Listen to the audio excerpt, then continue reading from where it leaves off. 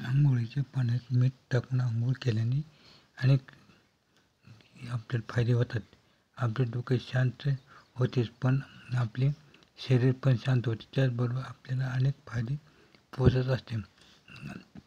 आपण विचार केला आहे का, आपण थकून आलो, आपल्याला शरीराला ऊर्जा कमी पडत असते.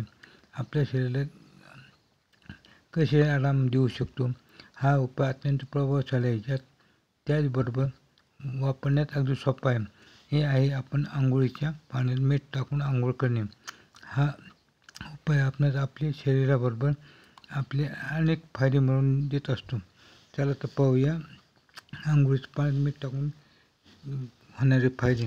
आपण आंघोळीच्या पाण्यात थोडे मीठ टाकून आंघोळ केली तर आपल्या शरीरातील मांसपेशीमध्ये जे दुखत असते ते ठीक होण्यास मदत मिळते. त्याचबरोबर आपण मिठाबरोबर थोडे तेल टाकले तर आपणास आणखीन फायदा होऊ शकतो. तसेच आंघोळीच्या पाण्यात मीठ टाकले तर एक्झिमा, सोरायसिस मध्ये आपल्याला फायदा होऊ शकतो. त्याचबरोबर आपल्या शरीरात जे आग होत असते त्यात पण आपल्याला आराम मिळू शकतो.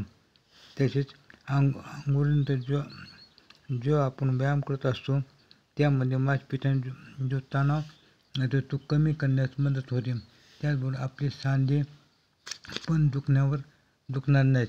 मीठ हे तणाव कमी करण्यास खूप फायदेशीर आहे.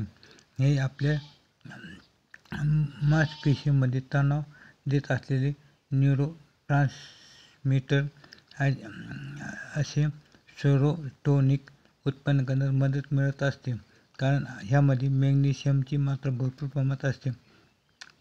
तसेच आंघोळीमध्ये मीठ टाकून आंघोळ केल्याने अधिक मात्रामध्ये असलेले मॅग्नेशियम तत्व कोलेसेन उत्पादन प्रक्रियेला चालना देण्याचे काम करत असते.